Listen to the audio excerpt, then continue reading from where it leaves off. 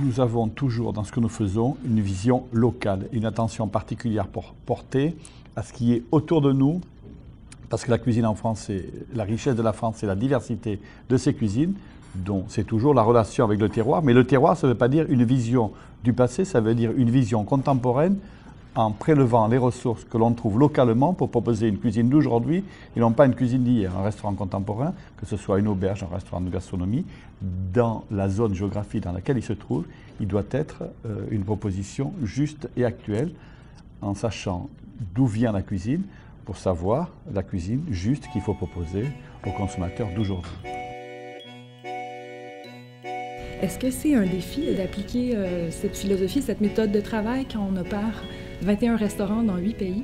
D'abord, partout, il y a des hommes et des femmes qui participent à proposer, des cultivateurs, des pêcheurs, des éleveurs, de volailles, de bœuf, d'agneaux. Et partout dans le monde, il y a une amélioration constante et permanente dans la capacité aux hommes et aux femmes, qui sont ces gens-là, de nous proposer des produits d'excellente qualité. Alors, le bar que l'on traite à New York, il est de la même qualité que le bar que l'on traite à Paris et qui vient de Bretagne. Donc, il suffit simplement de trouver le bon sourcing et d'avoir la même attention dans l'excellence professionnelle que l'on va apporter à ce produit.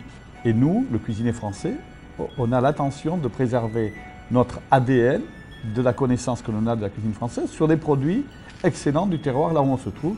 Et je pense que ça, c'est un vrai intérêt pour la compréhension de ce que nous faisons. Ce que j'ai fait la dernière fois que je suis allé à Osaka, j'ai invité tous les fournisseurs pour qu'ils comprennent qu'est-ce que je fais avec leurs produits qu'ils ont eu la gentillesse de nous proposer dans la meilleure qualité et l'attention qu'ils avaient portée. Donc tout ça est fort intéressant d'avoir la relation de mon chef et de ses fournisseurs.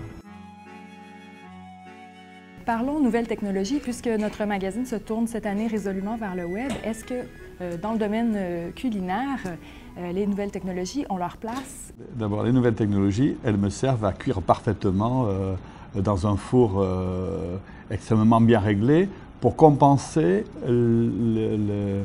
l'irrégularité de l'être humain. Le chef, des fois, il est de bonne humeur, pas de bonne humeur, il est fatigué, pas fatigué. Et avant, on avait des fours à gaz et la cuisson, c'était avec le doigt pour voir si la pièce de veau ou la pièce de bœuf, elle était bien cuite. Maintenant, c'est mieux si vous mettez une sonde et que la pièce de bœuf à 64 degrés, elle est parfaitement saignante et le poisson à 58 degrés, il est parfaitement juste cuit. Donc je pense que il faut utiliser la technologie comme une aide à l'irrégularité de l'être humain et non pas comme que le cuisinier il soit sous l'influence de la technologie, des nouvelles technologies, mais qu'il garde les technologies comme une aide à l'irrégularité quotidienne de son travail. Donc c'est un plus. On vous dit hautement perfectionniste, vos créations sont abouties, réfléchies, mais j'aimerais savoir quelle est la part, quel est le rôle que joue le client dans l'évolution de votre art. D'abord, on est là pour satisfaire le client. Donc on va toujours l'écouter, on va proposer et non pas imposer. Donc on va proposer une orientation culinaire. L'orientation culinaire de Las Vegas, elle n'est pas la même que celle de Osaka, ni la même que celle de Paris, ni de Monaco, ni de Londres. Elle est partout différente. Donc il s'agit de bien comprendre la population, ce qui nous semble juste de proposer, sans jamais perdre notre ADN de cuisinier français, mais avec l'adaptation, puisque le client doit être satisfait si on veut qu'il revienne. Donc on va l'écouter. On va l'écouter, on va être influencé, mais on ne va pas changer de qui nous sommes. J'aimerais que vous me parliez un peu des actualités du groupe Ducasse. Non, mais très récemment, on a fait une école à Paris importante pour les cuisiniers amateurs particuliers, pas pour les professionnels, pour les particuliers. Donc on a 4 classes de cuisine avec vraiment une grande variété de cours et la possibilité de faire à la carte des cours. Maintenant, on a une jeune chef japonaise qui fait une cuisine franco-japonaise. Donc on invite des chefs extérieurs, comme Fumiko, elle s'appelle Fumiko, et elle présente une cuisine extrêmement subtile qui est l'alliance culturelle entre la France et le Japon. Donc c'est une évolution. Alors bien sûr on présente beaucoup de variétés de cuisine française, y compris pour les enfants, y compris des sessions de dégustation de vin. Donc c'est une nouvelle grande entreprise. Ensuite, actualité récente, c'est un livre qui s'appelle Nature simple, sain et bon, qui porte une attention particulière au sourcing des produits pour être précautionneux d'utiliser des poissons de la pêche durable, de manger plus de légumes, de céréales et d'essayer d'utiliser moins de protéines animales, plus de légumes, plus de protéines végétales.